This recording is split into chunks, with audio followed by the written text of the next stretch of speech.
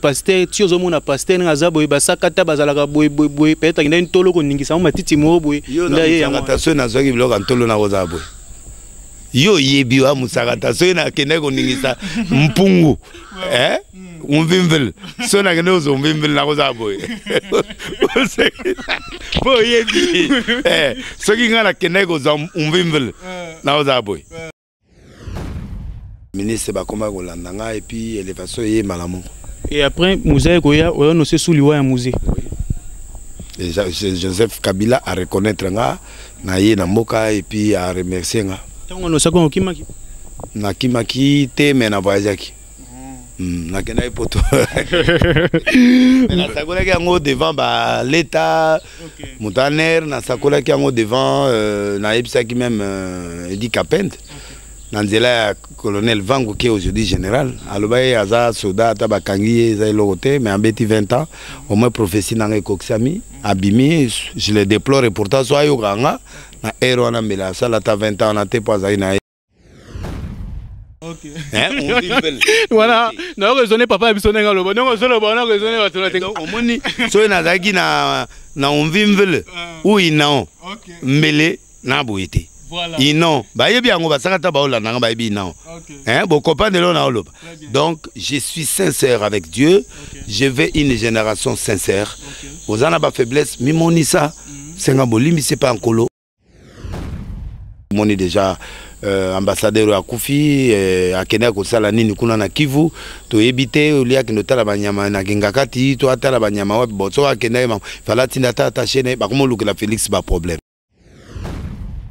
Félix mwana mboka to binda kana baona limité siko bobandi et après voisin na ponga pena mwana limité mais ngalo ba papa moi question muke na fungola muke ba relation nini oyo zalaki nango na mwana mboka ancien président honoraire Kabila mutuna yo yango pe politique té oui mutuna yo ba relation ni vraiment bozalaki nango relation mutuna ngai nde tozala ba me Olive nde pe tozala ba famille to anet famille ami famille ngana lingana ngai yango na tango Fati ba passer pa mbalo bité po liaki mingi tika biso to René pe na par na biso ba oliani pas Fati ba oliani Fati aza moteta de drogue no liani ba ke na ndela ba dossier ayena moi chinois na e na dossier na lipeka ba pese pourcentage et c'est bio ke na ipara Fati po zo ba pourcentage ministre moi banda to moni moi sine aleki to moni bana na e to moni ba domestique na e to moni ba chauffeur na e. Et puis papa o yazala na Covid wana nani Muyembe pe abeti mwasi na ye bana na ye ba travailler na ye ba tutu to moni pe ba ministre ba bani na ne pas ba ministre ba ministre o bazo ya ba bani na ba o baza après ba o ba ya pe ba beti bango et puis ba kena ba to gouvernement ba kena ba député ba kena ba sénateur parce que ba to ba zo kambonge beleza to beti déjà FCC dada ici bakei o to tikali nango mi baleza ko kanga Kabila papa est-ce que na kati ya cher eza pe dini ya kolobela mambo politique na mama ki wana kati ya cher bazo confondre équipe oyo comment on Renaissance na église et ali place ya Nzambe na conseil ya kayate ya kabiloko wana na église te mais bon aza pe leader ya mboka na ebi elo ba wela na Kabila te koleka ko dona Félix mutazai na pouvoir o ba beta ba papa na ba fimo banini te ba bantu kama mbasa na bakuzu pasteur ko bobisa ba vérité na bango nyonso na TV parce que to koma clair to koma clair to longo la hypocrisie to koma to longo la génération Juda azozemisa mwasi na butu koto na moya zo wangana donc to koma clair soko kota kabar kota nzama opiniri yo kota soko bina kabina soki o melaka mela soki nzamba a juger o mais l'hypocrisie n'est pas bon ngana yende natik sa bango hypocrisie OK pasteur batika hypocrisie bo ke kuzu pani pourquoi ke place à molili pourquoi tu lunettes na boîte pourquoi la te côté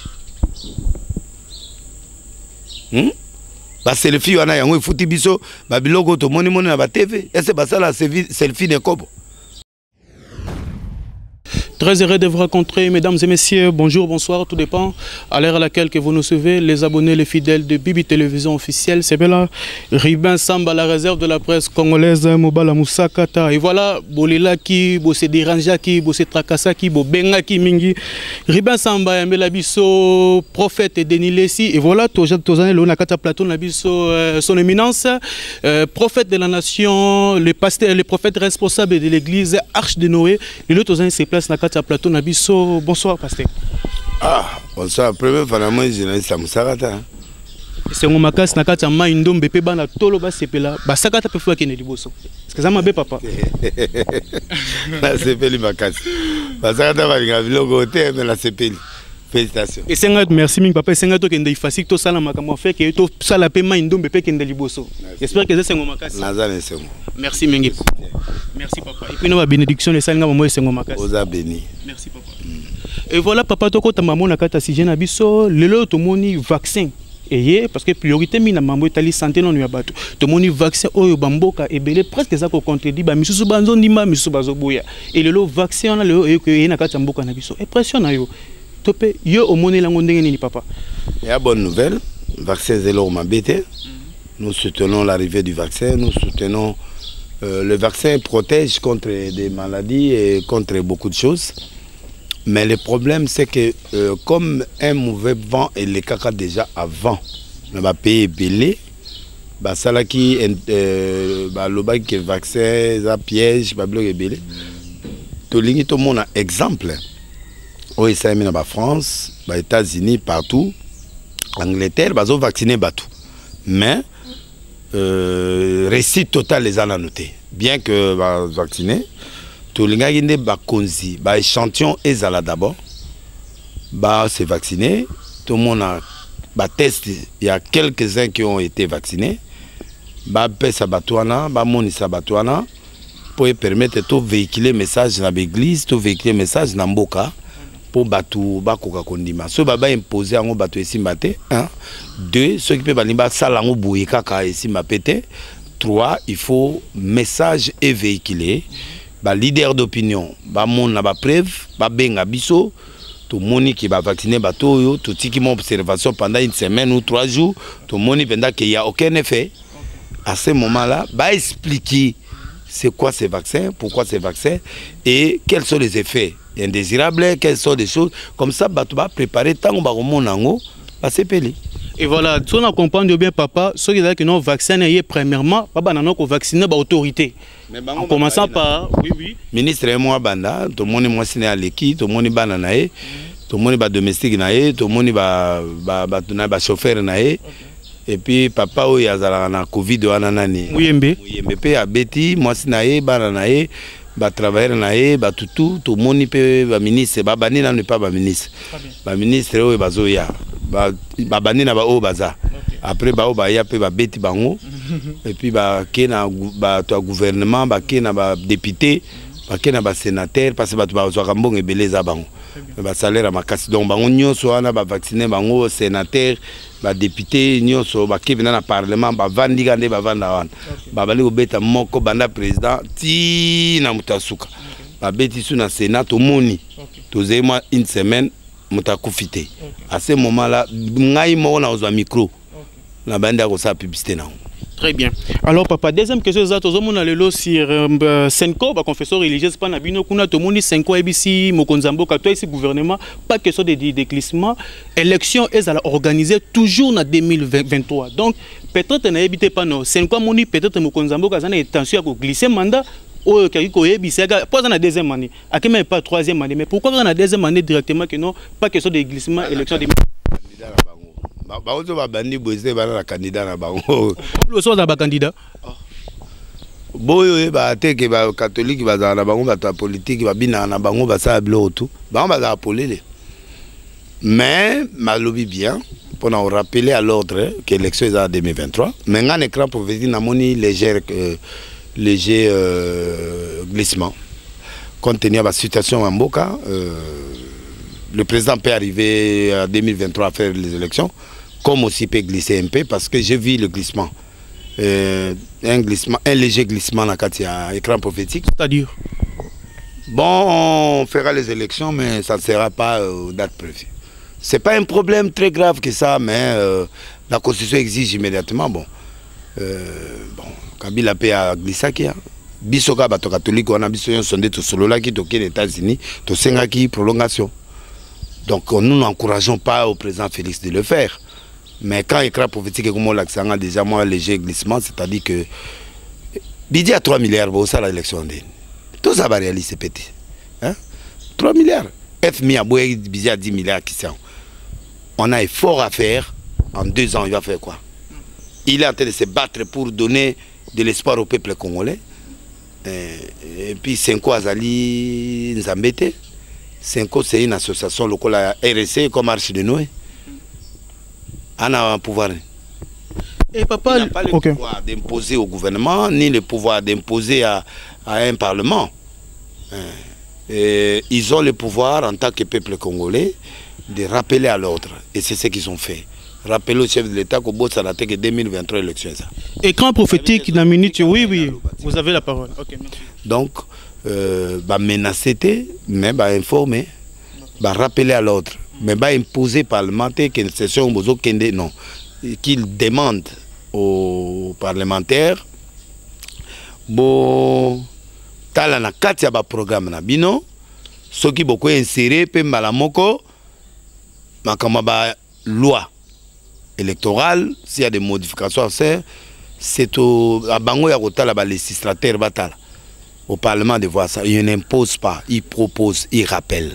Pour ban pouvoir, quand catholique n'est pas le 4e pouvoir ou le 5e pouvoir, je sais pas. Catholique c'est une association, Senko c'est une association sans but lucratif.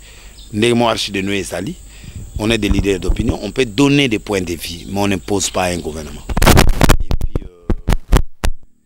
La paix babandi boui babandi déjà babandi préparer déjà ba marche na bango to yebi bango siko yango le ona rembo katamba mona da ki dictature ezunge koma papa bolela ki mwana mboka ti o mwana mboka ye bo pese chance bo za loba o Kabila Rwandais Kabila boy bo mwana mboka ye bo libo bengana be mwana mboka o moni peuple congolais ana position ti donc bo bengani Kabila o mupaya o ceci.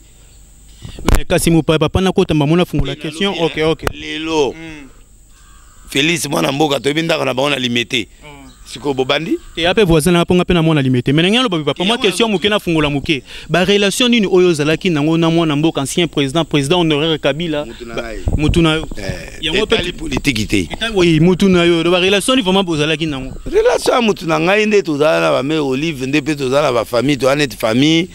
Ami famille ngana lingana ngai yango na tango Fati ba passer pa mbalo bité po liaki mingi tika biso to René pe na par na biso ba oliani pas Fati ba oliani Fati aza moteta de drogue no liani ba ke na ndela ba dossier ayena moi chinois na e na dossier na lipeka ba pese pourcentage et c'est bio ke na pas Fati pose ba pourcentage non papa tango zo mona République démocratique du Congo na 3 ans etikali écran prophétie ezolo banini écran prophétique ezolo banini na minute o po na Congo na wuto loba petit glissement ezali olingi sonine 2 bateau nyonso bani nyonso sacré ndamba obima po ba telemela Félix parce que bazaki pona misala bazu misala te.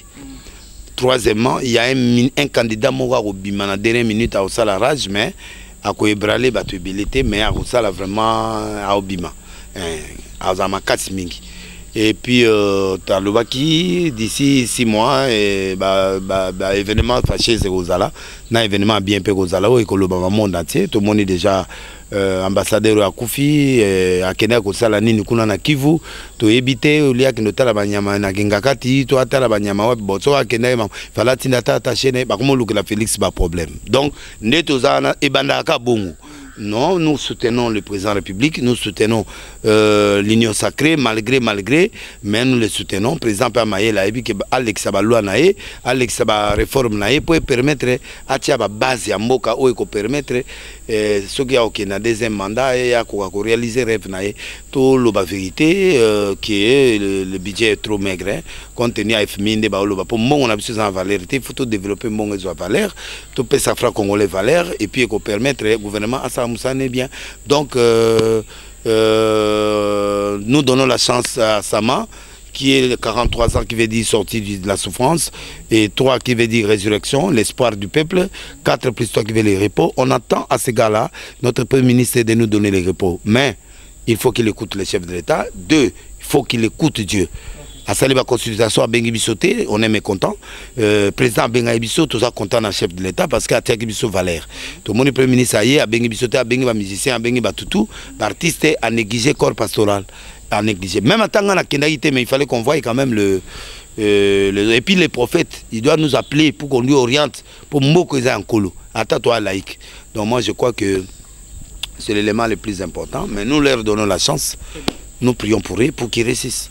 Question monsieur pasteur dans l'andine de Konayo comme aux Moussal Nzambe et tant on a mon iPhone qui s'appelle Mituna pendant Moussal Nzambe. Dans l'andine de Konayo pasteur Mukuna. Dans l'andine église à côté vraiment na kati ya cher lobby que to beti déjà FCC dada ici bakei o to tikana na ngami baleza ko kanga kabila. Papa est-ce que na kati ya cher eza pe digne ya ko lobela mamba politique na mama ki wana kati ya cher. Bazo confondre équipe oyo comment on Renaissance na église. Église et ali place ya Nzambe. Na conseil akayate ya kabiloko wana église te. Mais bon, azape leader ya mboka na ebi elo ba wela na kabila te. Koleka ko dona Félix Mutazai na pouvoir o ba beta ba papa na ba fimo banini. Ye na ebite fimo nini ya zwa. À part Kambalo ba simisaki moi touche akenda prison, eza ya solo ba simisaki touche. Confirmons que basimisa ke touche. Ah, bongo liko mwana banda lelo. Kasi na bilobela re wana nde basimisa touche ba benga ngo ba fou du roi. Na ebisaka ye. Nde basali bongo. Mais mon émotion a bimaki pour akeko sale. Moi j'encourage je suis pour Mukuna quand il fait le veille patriotique, mais à Salango Libanda à cher, il dit des choses aussi vraies, mais tout n'est pas vrai parce que a comme un acharnement sur Kabila. Président et moi, c'est un président de la République qui était ex dont on lui doit respect. Tika président Salamoussa Nae, Tika justice Salamoussa Nango, Tika loi ya Moka et Salamoussa. Ce n'est pas à lui d'apprendre à la justice de faire le travail. À ça, Funda et Kabila, à la Cour constitutionnelle à répondre. D'accord, papa. Question, monsieur Zahir Rotuna, papa.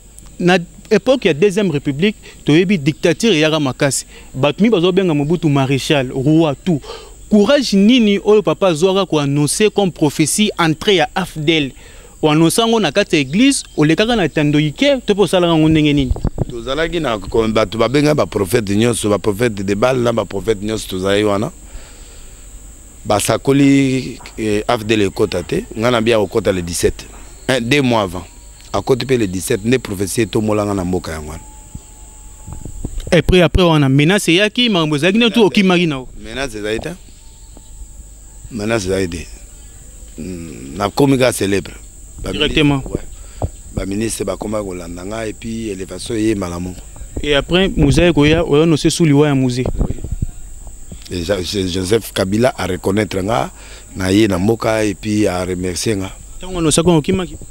Na kimaki te mais na voyage na kena poto na sakola ki yango devant ba l'état mutaner na sakola ki yango devant na ebisaki même Edi Kapend na nzela colonel Vango qui est aujourd'hui général alobaye aza soda ta bakangi za lokote mais en beti 20 ans au moins prophétie na ekoksami abimi je le déplore et pourtant so ayo ganga na ero na mela sala ta 20 ans na te pas na innocent. Et aujourd'hui, pasteur warrior. Papa. Warrior bato maboma. To ba pe bato.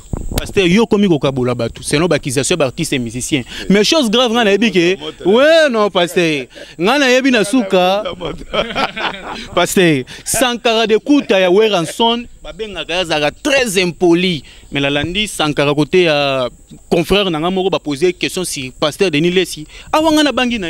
Abangité. Alors bino na koloba maramba pasteur Denis. Abangité à respecter nga.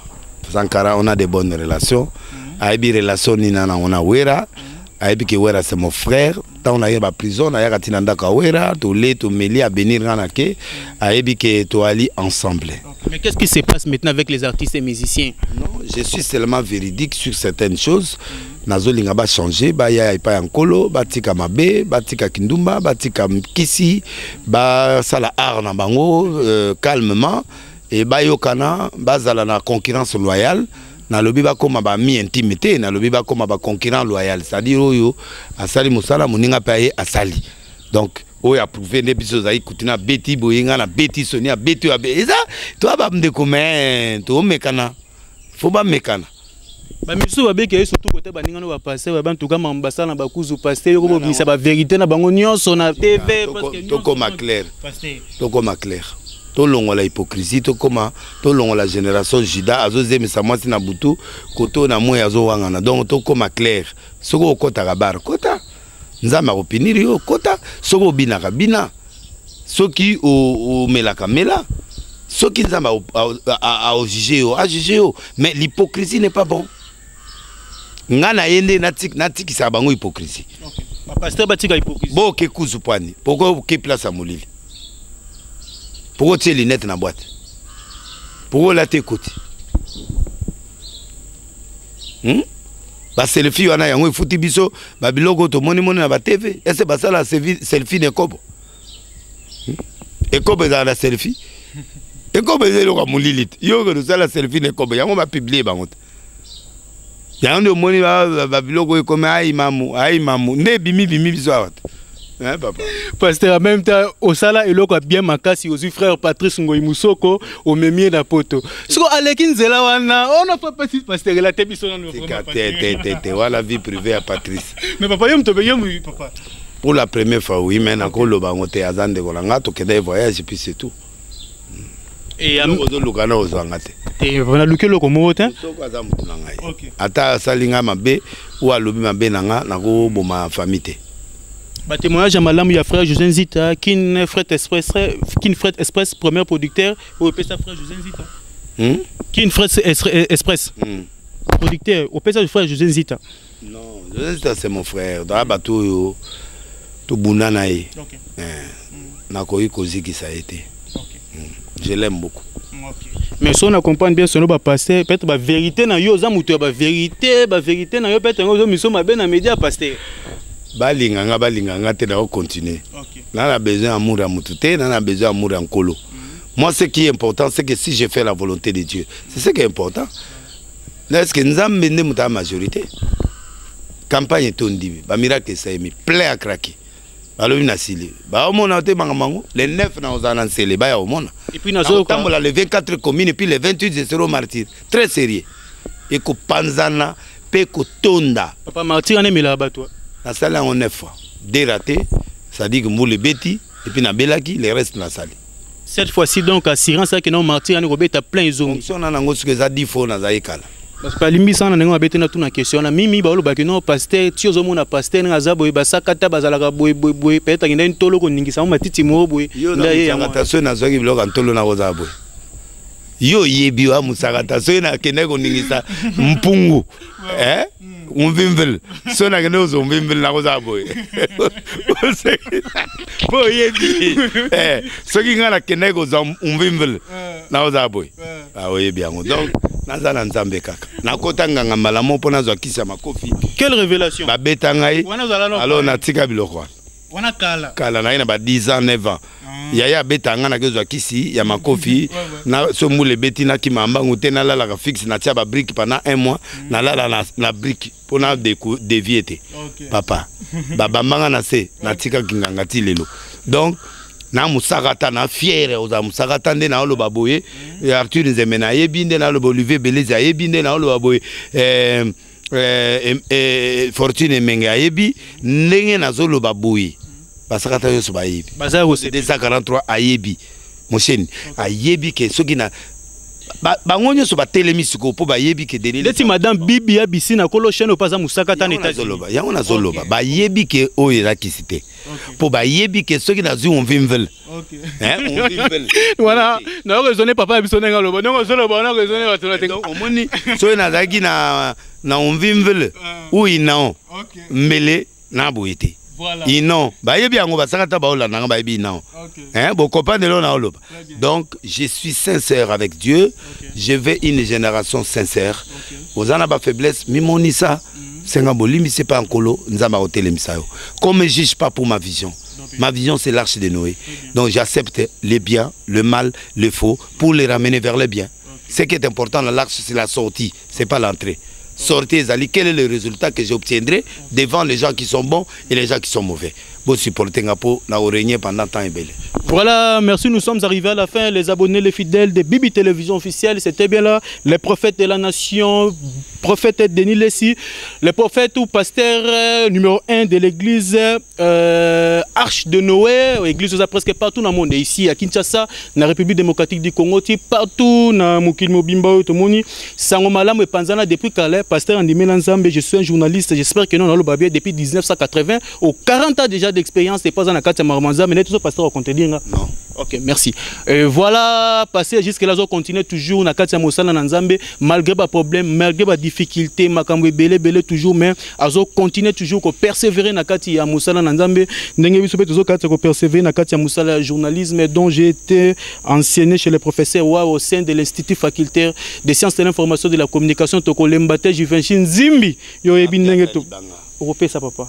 Ndenge to banda côté à ser nanga Aisha Okoko network to continue tout ça na musala papa ba dédicace libango ndenge sala okoli oh na koli papa la sepeli musaka ta quand même à Télémi. Merci papa oza soutien nanga merci papa na pesi mote natura mbomba l'imbattable apôtre Kokobar Kerok na pesi mbote prophète Kéré na pesi mbote je vais Zimbi na camarade na eo Mobutu o avandi pembeni wana gaga.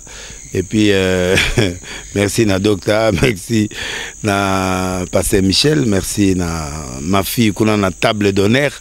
Na autant que les communes à partir à l'opi. Vous voyez, na pesi papa to imote sikaza en Afrique du Sud. Na pesi mote na Tchoura l'imbattable, na pesi mote na Telinkoi, na Olivier Belezi, na Anna Inyongo. Na pesi mbote lisusu na mama ya Satala Fe, mama ya Joseli Mapata, na pesi mbote na frère Patrice Moussoko, na pesi mbote na Ifonge Jina mi Ange mi Demon wa na Belgique, na pesi mbote na bato nyonso balinga ngate nzambe nanga azala nzambe na bino et puis miracle landa bino bisika boza na pesi mbote. Merci papa. Et puis na Pessi Gauthier mascotte à partir à Londres, na Pessi Bangonio son ambote et puis l'ipamboli na kolo et la na bangona comme na Jésus Christ. Amen.